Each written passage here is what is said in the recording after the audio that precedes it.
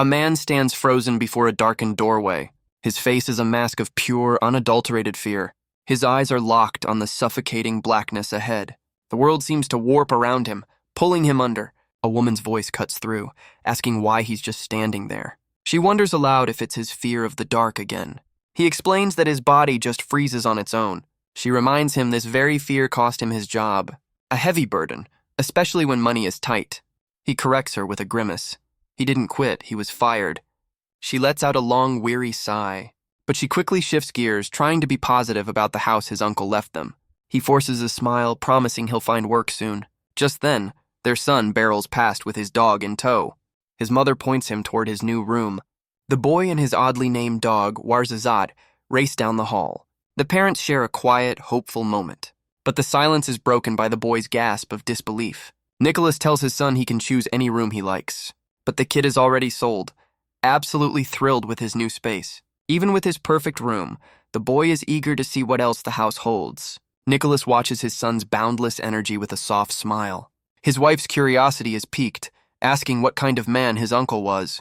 She can't help but wonder about the mysterious Uncle Edmund, and why he'd leave them a home 5 times the size of their old one.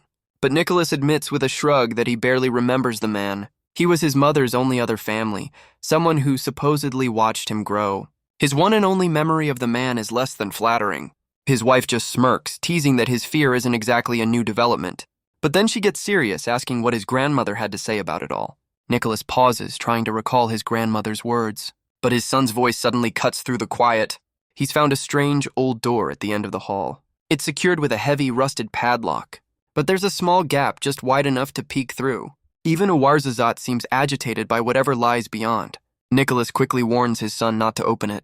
But his wife, ever the curious one, heads straight for it. She peers at the door, guessing it leads to a basement. While the boy is thrilled, Nicholas's face darkens with dread. The boy is practically vibrating with excitement, begging to see what's inside. Even Warzazade joins in, barking furiously at the unseen threat. But Nicholas's voice cuts through the noise, a raw scream of pure panic. His wife and son freeze, stunned by his sudden outburst. The dog's fierce barks turn into a confused whimper. Nicholas stares at them, his eyes wide with a primal fear as he forbids them from opening it. His son can only ask the obvious question, why? A question that Nicholas seems completely unprepared to answer. His wife turns, her patience clearly wearing thin, and asks the same thing. He fumbles for words, trying to explain a terror he doesn't understand himself. He finally remembers his grandmother's words, a frantic warning about rats in the basement. That night, under a silent moon, his son and Warzazade sleep soundly. His wife is lost in her own peaceful dreams, but Nicholas is wide awake, sitting alone in the dark. He stares at a letter, the weight of the past pressing down on him. A letter from his Uncle Edmund, left for him by his grandmother. He recalls asking her about the mysterious man. His grandmother had smiled, calling Edmund a very special child. A special child who apparently loved disassembling well. Everything. She recalls how he once dismantled the refrigerator, spoiling all their food. Another time, he built a strange hideout right inside the house. An act that finally pushed his grandfather to his breaking point. And after that day, the family's relationship with Edmund was never the same.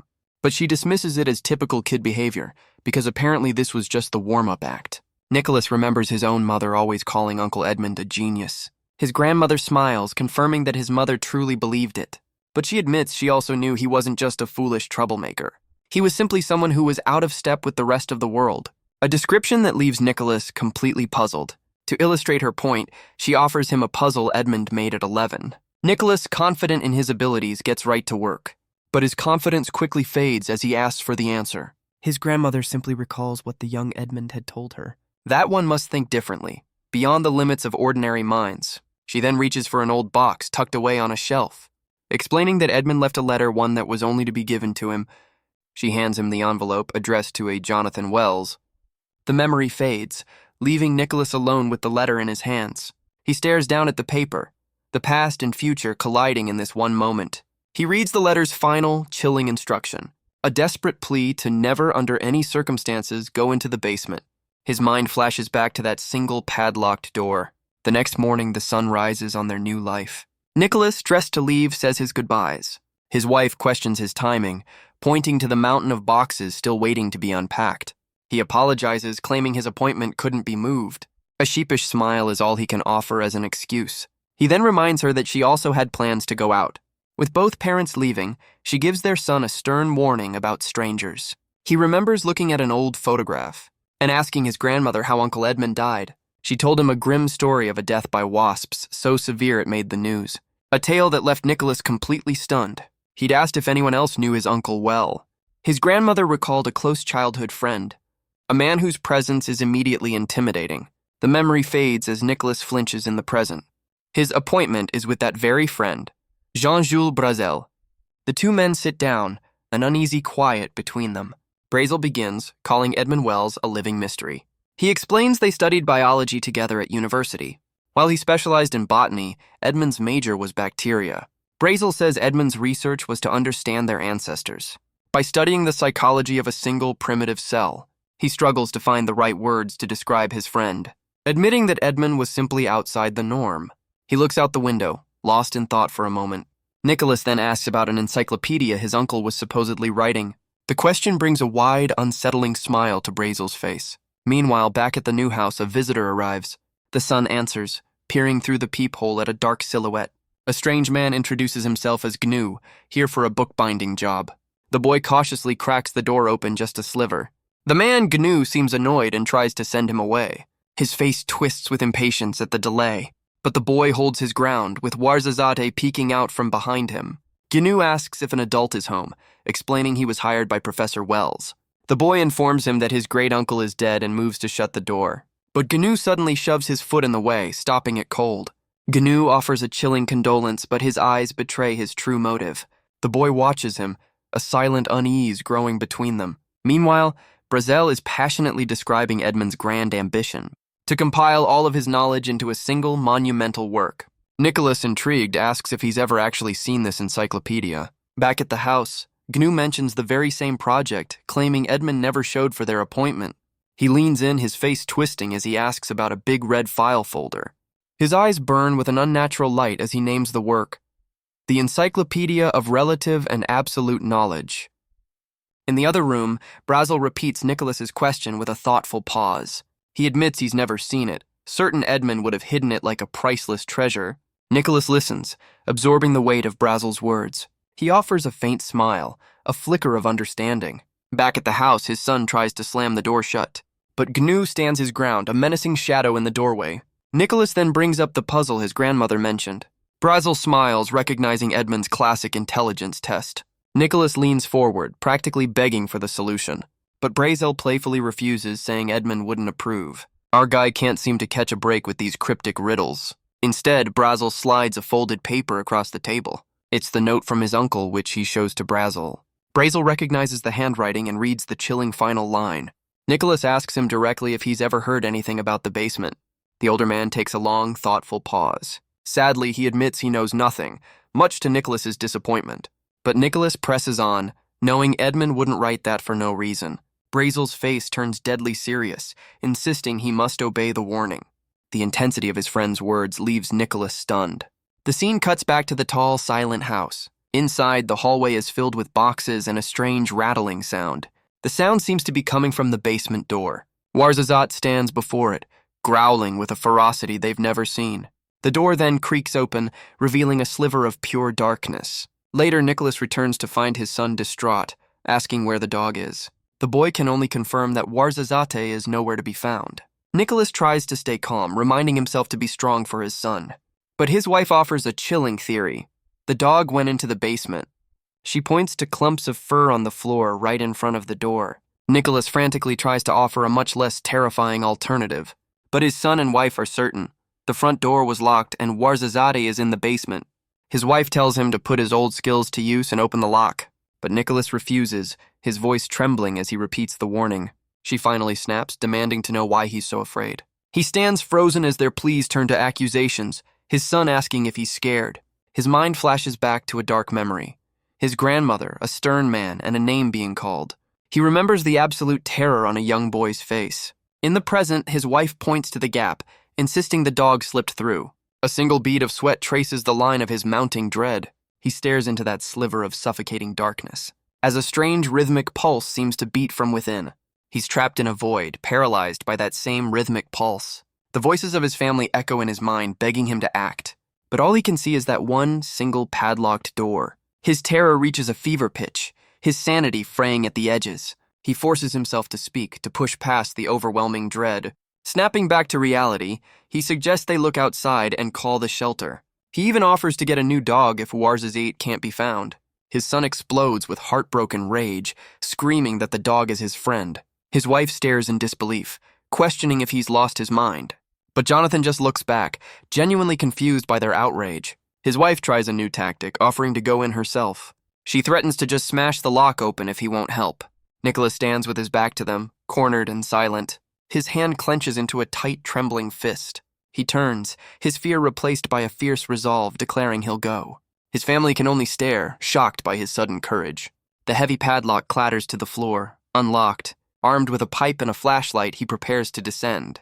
He gives them one final chilling instruction not to follow him. But his wife immediately questions his strange demand. He insists that calling the police is out of the question, because that would lead them straight into the basement.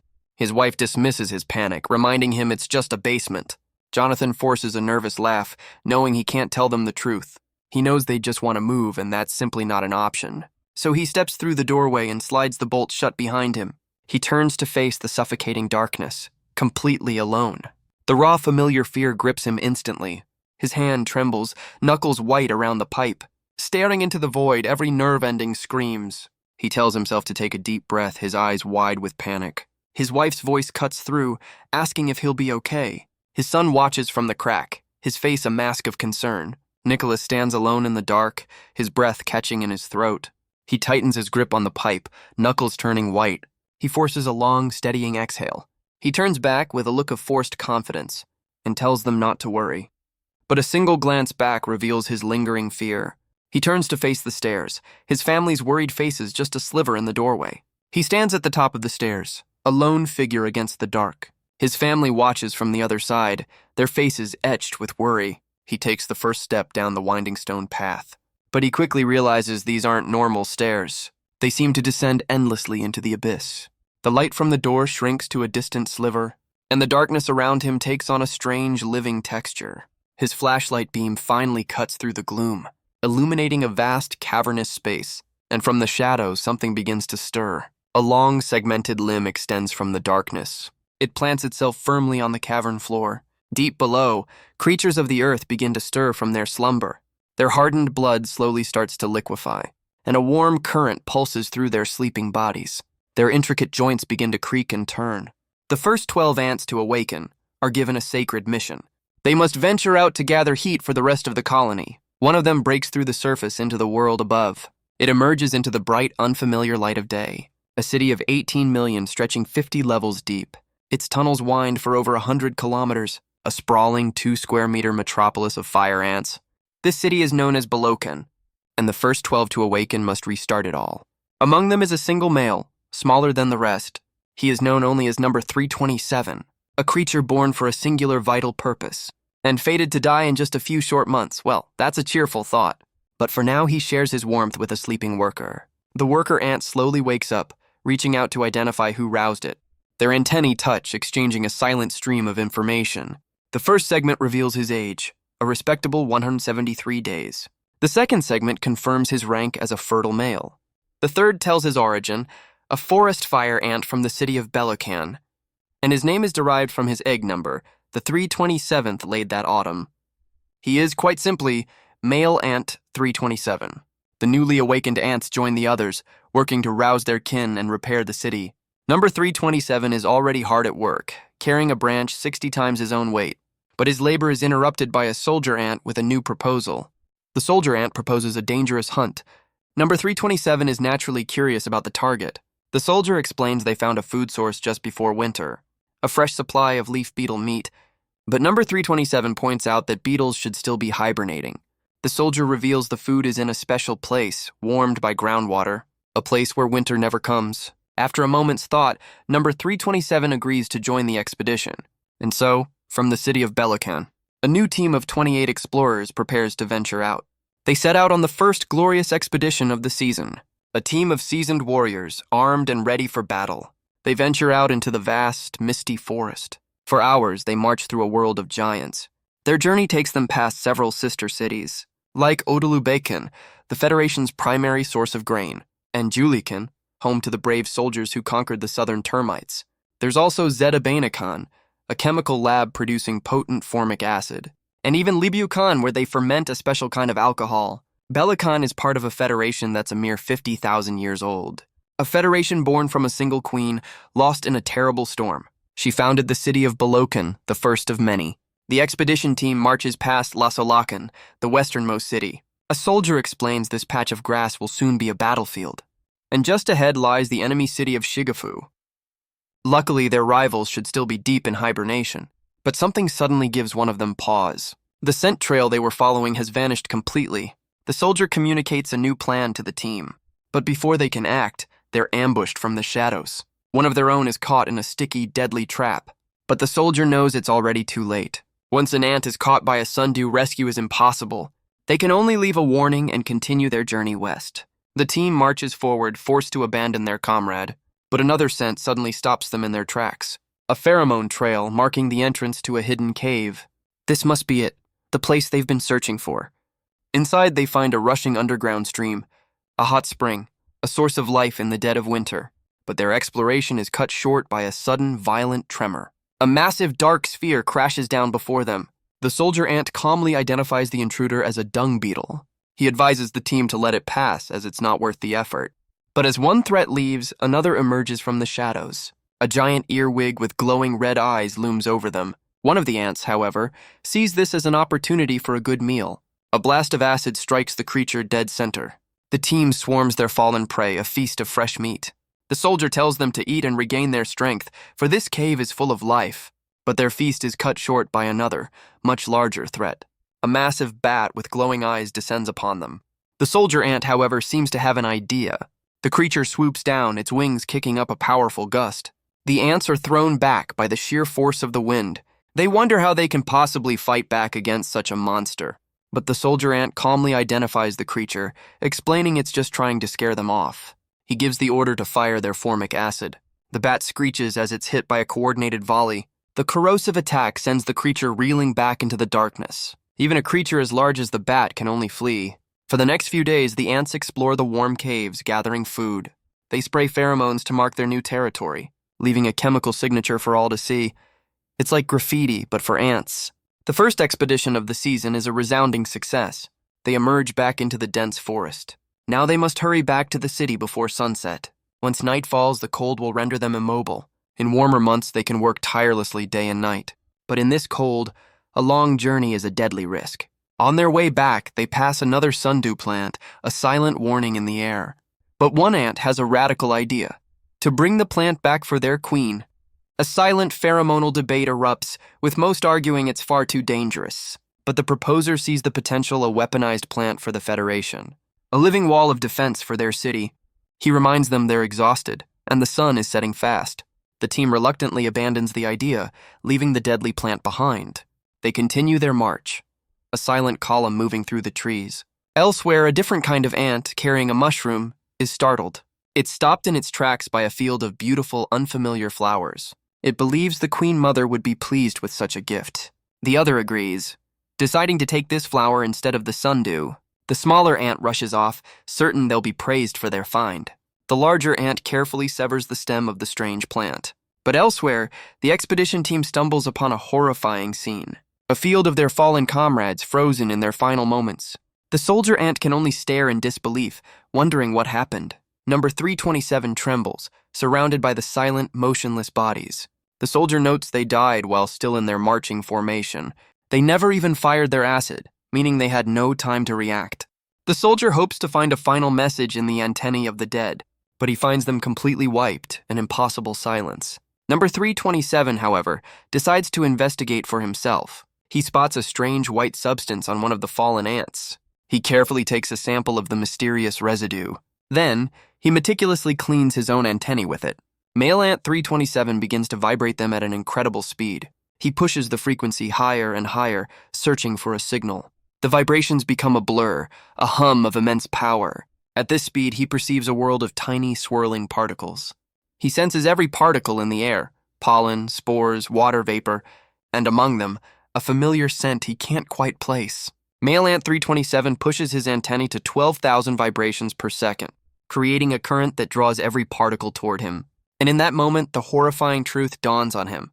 The scent belongs to the dwarf ants of Shigafu, their sworn enemies. They must have ambushed the patrol with a new, lightning-fast weapon. A weapon so swift it left no time to even send a warning. He turns and flees, desperate to alert the others. The story flashes back 10,000 years to an ancient queen named Bistenga. She sent out hundreds of expeditions in every direction, but not a single one of her parties ever returned.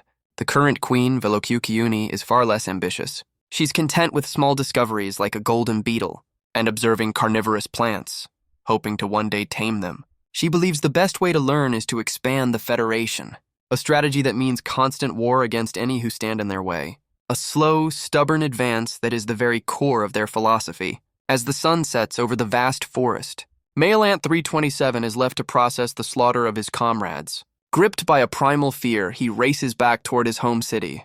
Today of all days, home feels especially dear, and yet unbearably far away. He can't understand how the Shigafu ants are already awake from hibernation, or what kind of terrifying new weapon they've created. A weapon that wiped out 26 of his comrades in an instant. He wonders if he'll even make it back to his city, back to his queen. And so he runs.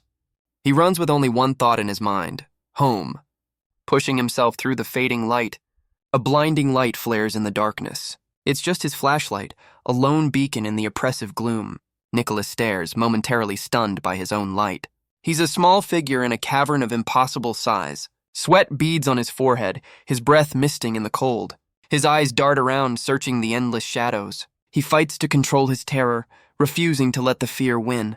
He takes a cautious step forward, his ears straining against the silence. He finally finds his voice, screaming Warzazade's name into the void. And then he runs, calling for the dog as he plunges deeper into the abyss. His voice echoes, a desperate cry for his lost friend. Meanwhile, Male Ant 327 follows a different kind of beacon, the scent of home. He finally reaches the familiar territory of his city, and through the tall grass he sees it. Belokan.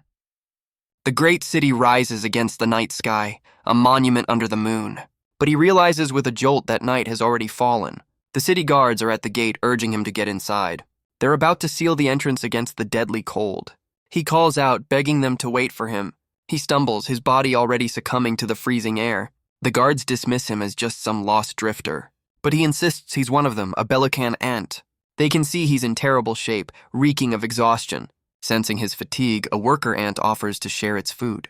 Male Ant 327 can barely stand as he lowers his antennae in acceptance. The worker passes stored food from its social stomach. The meal saves his life, and he's eternally grateful. But there's no time to waste. He rushes off to deliver his terrible news. His cries of war send a ripple of confusion through the city. He explains that the dwarf ants have a deadly new weapon, and their first expedition is gone. The soldier's cry echoes through the city. War has begun. But his news is met with shock and disbelief. The other ants turn on him, demanding proof. They question if his terrifying story is even true. One of them asks where this supposed attack took place. Male Ant 327 explains it was west of Lasalakan, near the new hunting grounds. But the crowd immediately dismisses his claim as impossible. Their own spies reported the dwarf ants were still asleep. They decide he must be exhausted, his judgment clouded by fatigue. After all, a spring war has never started this early. For Male Ant 327, the sole survivor, the situation is utterly absurd. The crowd chooses to trust anonymous rumors over his first-hand account. He begs them to just check the numbers, to see for themselves that ants are missing. But his pleas fall on deaf antennae as the others simply walk away. He's left alone, stunned that no one will believe his warning. He trembles with frustration, unable to make them see the obvious truth. But his despair hardens into a fierce resolve to awaken his people. The others just dismiss him, telling him to stop making noise. He stands alone in the dark tunnels of the city and heads deeper into the heart of Belokan. The world fades back to black. Hours pass on the other side of the bolted door. His wife stands a silent, anxious vigil. Their son finally breaks the silence, asking if they should call for help. But his mother can only stand there, her face a mask of worry and indecision. The scene shifts, cutting to a message written long ago, a hope that the truth would not be discovered too soon. Uncle Edmund writes of a horrifying outcome should his secret be revealed. He explains that he fought to protect it, knowing one day Nicholas would have to learn what happened. Because a secret, no matter how deep, will always find its way to the surface. The letter continues, a voice from the past Edmund Wells writing long into the night. He muses that by the time this is read, he could be dead for 100 years. The scratch of his pen is the only sound in the room. He pours his life's work into the encyclopedia of relative and absolute knowledge. And when his work is done, he simply fades back into the darkness. Back in the Ant City, male Ant 327 laments that no one believes his warning. But his despair quickly turns into a fierce resolve. If no one will listen, he'll go straight to the top. Queen Velokiyuki. He knows the queen, with her 14 winters of experience, is wise. She, of all ants, will surely understand the gravity of his news. He pushes through a passage filled with worker ants, slipping past the column and into a small side tunnel. The darkness is absolute, but his infrared vision guides him. The closer he gets to the center, the stronger the queen's scent becomes. His own scent acts as a pass, letting him move through the checkpoints. He reaches the final corridor leading to the queen's chamber. The last guard grants him passage into the inner sanctum. He can only stare, completely overwhelmed by what he sees. Before him lies the very heart of the city, glowing with life. The chamber of the city's only egg layer, the mother of all. A queen who has waged countless wars in her reign, conquering the southern termites. She has broken the record for long life, and is also the mother of male ant 327. This is Velokiyuki, queen of the central fire ant city. Her features are distinct, with a nurse ant always at her side, ready to receive the next generation of the city. Male ant 327 can tell by scent that only males and soldiers are being born. But once the weather improves, she'll lay eggs for every rank the city needs. The queen senses his presence and beckons him forward. He cautiously approaches the massive ruler of his people. She greets her child, her saliva a medicine that heals all wounds. She welcomes him back to the heart of the city. Acknowledging his role as an explorer, now returned to warn his people. Male ant 327 is filled with hope, certain his mother will believe him. The queen confirms that she trusts what he saw, but tells him he cannot be the one to deliver the warning, as no one listened. She knows he came to her because only she can convince the city. She considers his report of death and strange traces, admitting it could be war or it could be something else entirely. But she cannot make such a monumental decision on her own, because in Belacan, all major choices require a unanimous vote. One of the ants insists this is their most urgent issue, but another argues they have a mountain of other priorities. They're still waking from hibernation and the city needs repairs. Not to mention the immediate need for protein and sugar. With the Festival of New Life approaching, they have no ants to spare for a spy mission. Then, a different ant offers a radical new idea, pointing to a sundew plant. A close-up reveals its deadly, sticky traps. He proposes a different kind of solution to their problem. What if they built a fence of these carnivorous plants to defend their border? Male ant 327 can only look on, stunned by the bold suggestion. But there's one small problem with this brilliant plan. These deadly plants can't tell the difference between friend and foe. Male ant 327 cuts in, asking what about the comrades who already died? A council member presses him, asking how many were lost in the accident. He gives the grim answer, 27. The council member clarifies they were all explorer ants, a type of soldier. He confirms, adding that he was the only male among them. The queen looks down at her son, absorbing the weight of his words. Her massive body begins to tremble as she lays a single perfect egg in response. The queen's decision is made, her gaze unyielding. She lays 27 new eggs to replace the fallen. Male ant 327 can only watch, his warning dismissed. He turns and walks away, his mission a failure. Alone in the dark tunnels, he processes his defeat, but he refuses to let it end like this. He must know what weapon the dwarf ants possess. The queen tells him his warning simply lacks conviction. His pheromones just aren't persuasive enough, but he vows to find a way to make them listen. He tries again, his voice echoing through the tunnels, warning of the dwarf ant ambush. But the other workers are just annoyed by the noise, telling him to stop. They turn their backs on him, leaving him completely alone with his warning. He can't believe it, his own people refuse to listen. He wonders what he can possibly do now, his mission a total failure. But he knows he has to find some way to make them understand the danger. As he moves through the dark, he suddenly senses something. A strange sound, like someone limping someone who's been following him. His antennae pick up the scent of a young soldier ant from his city. But there's another scent mixed in something strange and unfamiliar. He wonders about the strange odor, the smell of rock. He whips around, sensing the presence moving behind him. He calls out into the darkness, asking who's there. He demands to know why he's being followed. A menacing red ant with glowing eyes emerges from the shadows. A wave of unease washes over him, telling him to get away, but another one looms over him from the ceiling, blocking his path. He realizes this one carries that same strange, rocky scent. Before he can react, another lunges from the side, leaving him stunned. He looks around in a panic, realizing they're all around him. He desperately insists he's one of them, from the same city. He tells them they're making a mistake, that he's not the enemy. His pheromones should be all the proof they need, but the attacker just presses closer, its mandibles clicking. He realizes with horror that it's scrubbing his scent off his body. He panics, knowing that without his smell he ceases to exist. His strength fades as he wonders if this is how he dies. He can only ask why they're trying to erase him from the world. He feels himself fading, a quiet disappearance into nothingness. But just then, the entire tunnel is rocked by a violent earthquake. A serene figure on a screen asks why there is so much violence and hatred.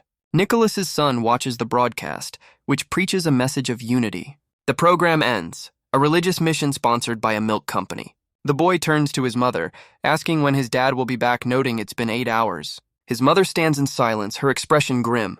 Her patience finally shatters, her face hardening with resolve. She decides to call the police, but a voice from the doorway tells her not to. Nicholas stands before them, battered and bruised, holding something wrapped in his arms. His wife explodes, questioning how he could tell them not to worry. Their son just cries, terrified by the sight of his father. He holds the lifeless form of a Warzazate in his arms. His son reaches up, screaming his friend's name in agony. The boy begs for his dog to wake up, his face a mask of tears. He collapses to the floor, overcome with grief. Nicholas just stands there, his expression utterly vacant. His wife can only stare in stunned disbelief. Their son's heartbroken wails fill the silent hallway. She finally finds her voice, demanding to know what happened in the basement. But Nicholas remains silent, a haunted statue in the doorway. And then, a strange, unsettling smile touches his lips. His wife stares, her shock turning to a cold dread. Warzazade's small body is covered in terrible wounds. Their son can only weep, his heart completely broken. Nicholas kneels, suggesting they bury him in a proper pet cemetery. The boy agrees through his sobs, saying his friend deserves it. Nicholas then suggests they'll just get a new dog from the shelter. His wife looks up, utterly stunned by his cold detachment. Her expression shifts from disbelief to deep suspicion, and her suspicion quickly hardens into a furious glare. She finally asks the one question that matters: what's in the basement? Nicholas just stands there, his clothes filthy and his expression hollow. He claims there was nothing down there, nothing at all. His wife stares back, her patience completely gone. She explodes, asking if he has any idea what he looks like. She points to the dog's body, describing the terrible wounds. She screams, demanding to know what really happened to Warzazate. Their son can only watch, his face streaked with silent tears. Nicholas sinks to his knees, a hand covering his weary face. He calmly explains that vicious rats tore the dog to pieces. But she's not buying it, asking what happened to him down there. Her face hardens with suspicion as their son weeps. Nicholas forces a smile, claiming the rats were scared of him. But she's not buying it, demanding to know what took 8 hours. She screams, pointing at the door, asking what's really down there. Their son can only watch, his face streaked with tears. He looks up, his grief turning to confusion. Nicholas finally admits he doesn't know what's down there, because he never even reached the bottom. He explains that the stairs just kept descending endlessly. While his wife is stunned, their son is suddenly thrilled by the news. He explains that he found Warzazat covered in wounds. He praises the small dog for fighting so bravely. His wife presses him, asking how far down he actually went. But Nicholas can only say that he doesn't know, that his own fear of the dark and violence stopped him. He says that thinking of his family kept him from walking into death itself. His words finally seem to reach them, their anger softening into sorrow. In the quiet of the kitchen, they hold each other close. She suggests they seal the door for good and forget this ever happened. But Nicholas pulls away, his expression grim, insisting it's not over. His wife can only stare, completely bewildered. He explains he reached a point where the walls were stained and he couldn't go on. Their son looks on, his small face still wet with tears. Nicholas admits his fear of the dark and violence paralyzed him. But something has changed, a new resolve burns in his eyes. She asks the question she's dreading. He wants to go back, doesn't he? He confirms it, saying it's the same path his Uncle Edmund once walked. The name hangs in the air, heavy with unspoken history. He knows his uncle did something down there, and he has to find out what. His wife is left utterly speechless, trapped between fear and disbelief. His wife begs him, for her sake and their son's, not to go back down into that darkness. But Nicholas just looks away, his resolve unshaken. He tells them there is no other way. He admits he's always been pathetic, quitting at the first sign of danger. He's never seen a challenge through to the end, never achieved anything. He regrets his safe choices, the skills he let go to waste. He's spent his life dodging hardship, becoming a man who knows nothing of the real world. His wife can only call it nonsense, trying to pull him back from the edge, but he stares back, insisting that you can't live in a cocoon forever. He declares this basement is his chance to finally break free. His wife can only watch, her face a mask of silent concern. But her worry hardens into resolve, offering to go with him. Nicholas refuses, insisting this is a path he must walk alone. He tells her no one can interfere, asking if she understands. He then turns to his son, trying to offer some comfort. The boy looks up, his face still streaked with tears. Nicholas presents him with a familiar riddle using 6 matchsticks. He tells him he must think differently to find the answer. The 6 matchstick riddle, a puzzle passed down from his uncle. The riddle offers his son a small distraction from his grief, but it does absolutely nothing to calm his wife, Lucy. That evening, their home is filled with a heated argument, but Jonathan refuses to say a word about the basement's secret. The next day, he repairs the gap around the iron door and hangs the only key securely around his neck. His wife and son can only watch, their family divided by the mystery. The door is sealed once more, a silent monument to his secret. A heavy padlock now stands between them and the truth. The scene then cuts away with a violent, jarring flash. Back in the Ant City, male Ant 327 is ambushed by his own kind. But the violent earthquake from before saves him at the last second. His attacker's eyes burn with a cold, murderous intent. Its mandibles snap shut, missing him by a fraction of an inch. The chaos gives him the opening he needs to break free. He takes to the air, flying for his life through the crumbling tunnels. He escapes into the darkness, leaving his would-be assassins behind. The crowned ant can only watch as its target disappears. Male Ant 327 looks back, completely bewildered by the betrayal. He lands, shaken and confused, wondering who would want him dead. He's sent tumbling as the world crumbles around him. The earthquake collapses a huge section of the city, and the air fills with the pheromones of pure terror. Male Ant 327 lands, his wings spread against the chaos. He's surrounded by his panicked kin, assassins included. The quake saved him from one fate, only to deliver another. Everyone is screaming a silent warning of the immediate danger, but he can only think of the warning they all ignored. He takes to the air again, determined to survive, and pushes through the collapsing city with a new resolve. A soldier ant barks orders telling the workers to save the eggs. While the soldiers are commanded to assemble into battle units, male Ant 327 races through the crumbling city. He lands among a group of his kin, all bracing for the worst. And just as suddenly, the violent shaking stops. A tense silence falls over the survivors as they look up, but a strange sound from the ceiling draws their attention. A bright light pierces the darkness as the roof gives way. A massive object tears through the ceiling, sending ants flying. The upper levels collapse, raining debris and bodies down on them. The object that crashed through is a strange, fleshy pillar, and the ants immediately swarm its surface. The pillar writhes, trying to shake them off. But the soldiers cling on, a relentless living carpet. A commander gives the order to attack the strange invader. The creature thrashes wildly, sending ants flying through the air. It retracts with incredible speed, disappearing back into the darkness it came from. The ants can only watch as the monster vanishes from sight. A soldier sounds the alarm, warning everyone to take cover. An ant is sent flying by the sheer force of the invader. Even the crowned ant, one of the assassins, is thrown back.